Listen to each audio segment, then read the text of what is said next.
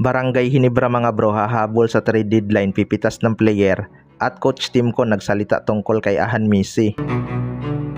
So mukhang napaaga nga ang pagbabalik ni Maverick Ahan Messi mga bro.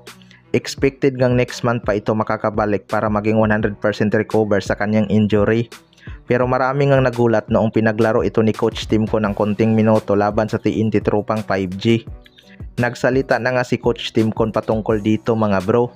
Ayon sa kanya ay wala naman daw sana siyang planong paglaruin itong si Maverick Ahan Messi. Pero kung gusto nga daw ni Maverick Ahan Messi tumakbo, testingin niya daw muna ang kanyang sarili kung ano ang kanyang mararamdaman at ihanda ang kanyang sarili next game.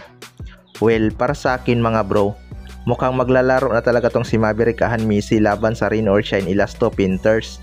Malaking bagay nga ang kanyang pagbabalik para masahaba pa ang rotation ni Coach Timcon.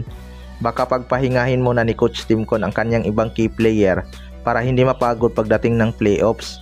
Baka ibabad muna itong si Maverick Ahan Messi para din makakuha ito ng rhythm sa kanyang laro at magkakumpiyansa sa playoffs kung hindi ito Alam naman natin na laman ito ng mga trade rumors mga bro. Matagal na rin talagang may rumors sa kanya na may plano na ang Barangay Ginebra na i-trade siya. Pero hindi pa matuloy-tuloy dahil maraming ang kritiko ang Barangay Ginebra pag nagkasa ng trade. Sa kabilang banda naman mga bro, Barangay Ginebra hahabol sa trade deadline, pipitas ng player. Ito nga Barangay Ginebra ang inaabangang gumalaw ngayong playoffs mga bro. Kita naman natin na kulang talaga sa big man at energizer player ang kanilang team.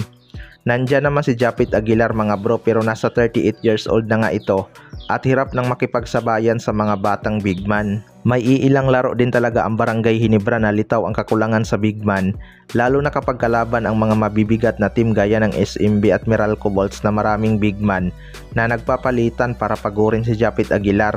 Natalo nga ang Barangay Ginebra sa dalawang team na binanggit ko dahil hirap nga si Japit makipagsabayan.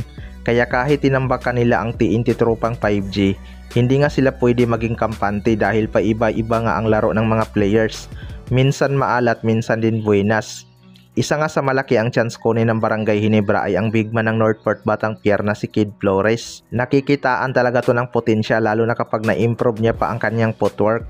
Pwede ding si Calvin Abueva mga bro dahil ganitong tipo ng player nga ang pwede nilang pangtapat kay Rondy Hollis Jefferson next conference.